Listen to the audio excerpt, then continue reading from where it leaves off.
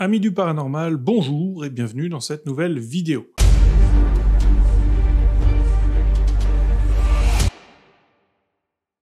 Nous allons aujourd'hui explorer ensemble un sujet qui, je suis sûr, intrigue beaucoup de personnes propriétaires d'animaux.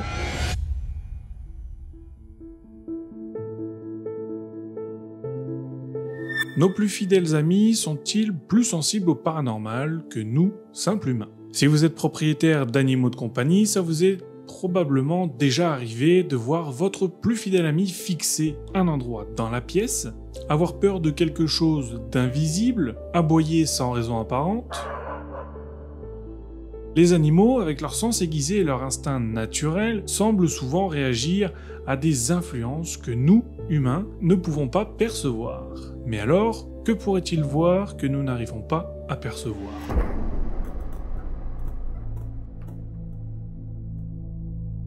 Nos amis félins en particulier, les chats sont souvent entourés de mystères et de superstitions. On leur attribue des pouvoirs surnaturels, comme celui d'avoir 7 vies et de protéger la maison contre les esprits maléfiques. Dans de nombreuses cultures, certains comportements des chats sont interprétés comme des présages. Passer leurs pattes derrière leurs oreilles pourrait annoncer de la pluie, tandis que gratter les rideaux et les tapis pourrait prédire du vent. Le célèbre chat noir est souvent associé à la malchance ou au drame, alimentant ainsi les superstitions depuis des siècles. Dans l'Égypte antique, les chats étaient vénérés et considérés comme sacrés, avec des prêtres dévoués à l'observation constante de ces félins pour interpréter leurs mouvements comme des signes divins. Pendant la période du Moyen-Âge, les chiens étaient quant à eux souvent associés à des croyances superstitieuses. Par exemple, les chiens noirs étaient souvent considérés comme des familiers des sorcières et étaient parfois persécutés en conséquence. Dans les légendes amérindiennes, de nombreuses tribus croyaient en des esprits animaux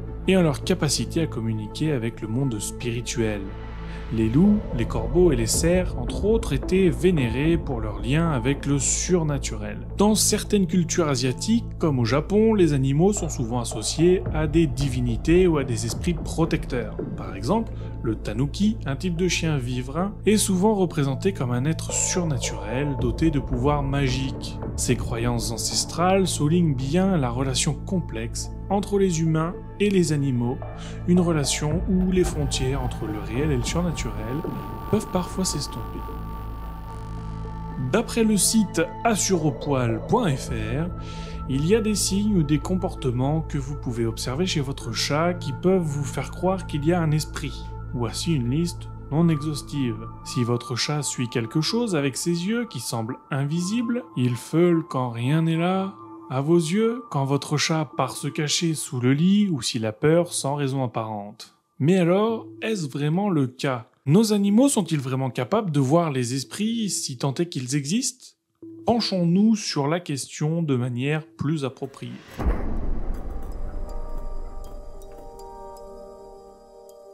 Dans un cas général, les chiens peuvent entendre des sons dans une plage de fréquence allant d'environ 40 Hz à 60 kHz, donc 60 000 Hz, là où celle d'un humain se trouve comprise généralement entre 20 Hz et 20 000 Hz, 20 kHz. Leur ouïe est particulièrement sensible aux hautes fréquences, ce qui leur permet de détecter des ultrasons inaudibles pour les humains. Les chats, eux, peuvent entendre des sons dans une plage de fréquence allant d'environ 45 Hz à 64 kHz. Comme les chiens, ils ont une ouïe très sensible aux hautes fréquences, ce qui les rend capables de percevoir des ultrasons, et des études suggèrent même que les chats peuvent sentir les vibrations causées par les infrasons grâce à leurs poils vibrisses, vous savez, leurs petites moustaches qu'ils ont. Certaines espèces animales utilisent les champs magnétiques terrestres pour se repérer lors de leur migration.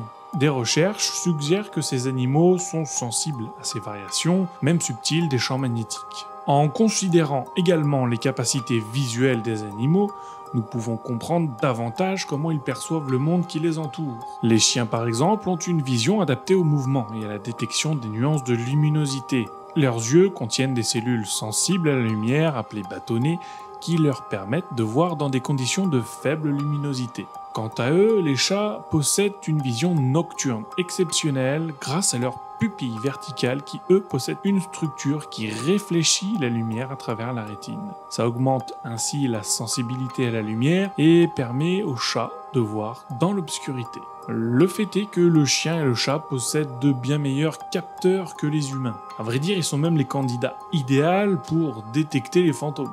On dit que les chiens dressés pour intervenir dans des décombres provoqués par exemple par un séisme sont en mesure de non seulement détecter les personnes enfouies, mais aussi réagissent différemment selon si la personne est vivante ou morte. Le chien serait agité si la personne est en vie alors que ses poils s'hérisseraient si elle était morte.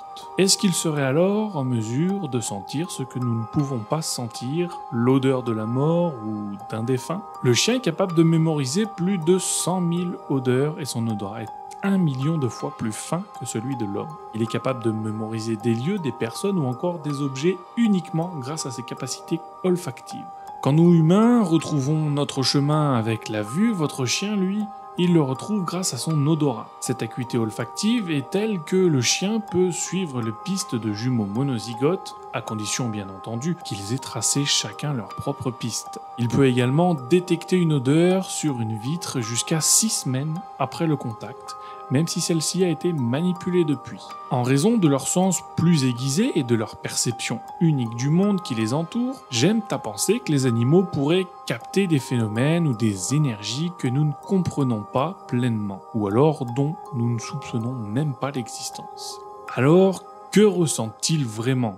Il est possible que certains comportements soient simplement le résultat de stimuli que nous ne percevons pas ou ne comprenons pas entièrement. Bien que l'idée de la sensibilité des animaux au paranormal soit intrigante, il est important de garder à l'esprit que la plupart des comportements étranges des animaux peuvent être expliqués de manière tout à fait rationnelle. Comme nous l'avons souligné précédemment, les animaux perçoivent le monde de manière totalement différente de la nôtre. Il est donc plus plausible qu'un de nos compagnons à 4 pattes soit perturbé par un son imperceptible à nos oreilles et réagisse en se dressant ou en aboyant. De même, un chat qui semble fixer quelque chose d'invisible peut simplement être intrigué par un reflet ou une petite créature que nous ne sommes pas en mesure de voir.